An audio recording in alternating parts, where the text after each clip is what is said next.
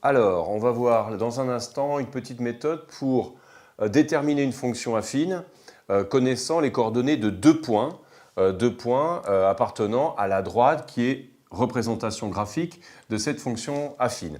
Alors, vous savez qu'une fonction affine, c'est de la forme f de x égale à x plus b.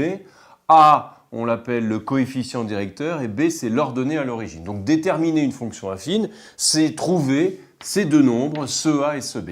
Alors, dans le cas qui nous intéresse ici, c'est comment trouver ce a et ce b, connaissant les coordonnées de deux points. Donc ici, il s'agit du point n, qui est de coordonnée de 0, et du point p, qui est de coordonnée moins 1, moins 3. Alors, j'ai tracé ici la représentation graphique, mais elle n'est absolument pas utile. Elle permet juste ici de voir comme tous les graphiques, ça permet d'avoir une meilleure vision du problème. Mais tout ce qu'on va faire là, c'est du calcul et on pourrait le faire sans ce graphique.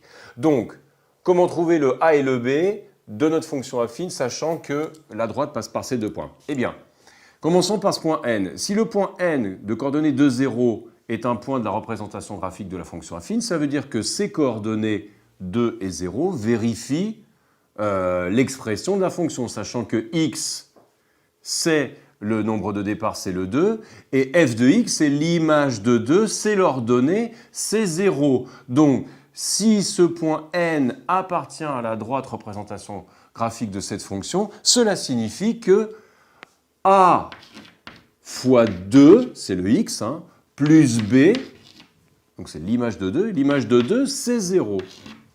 Donc 2 fois a plus b est égal à 0. Pareil pour le point p, coordonnée moins 1, 3, ça veut dire que si x est égal à moins 1, a fois moins 1 plus b, l'image de moins 1 étant égale à moins 3, eh bien ça signifie que tout ceci doit être égal à moins 3. Donc ces deux points nous aident à fabriquer ces deux objets qui sont donc deux équations à deux inconnus. Deux équations, deux inconnus A et B. Ça va donc nous donner un système. Voici ce système, je l'écris proprement. Ça fait donc 2A plus B égale 0. Et le suivant, alors moins 1 fois A, ça fait moins A plus B est égal à moins 3. Voilà, donc on a un système à résoudre. Si vous avez vu les vidéos concernant ce petit chapitre, vous savez résoudre les systèmes de deux équations à deux inconnus.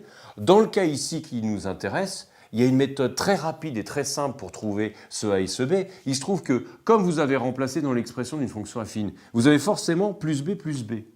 Donc il suffit d'isoler b, dire dans la première, dans la deuxième. Dans la première, ça me donne b est égal à 0 moins 2a, je soustrais 2a des deux côtés, ça fait moins 2a. Et ici, b est égal à moins 3 plus a, j'ajoute a des deux côtés.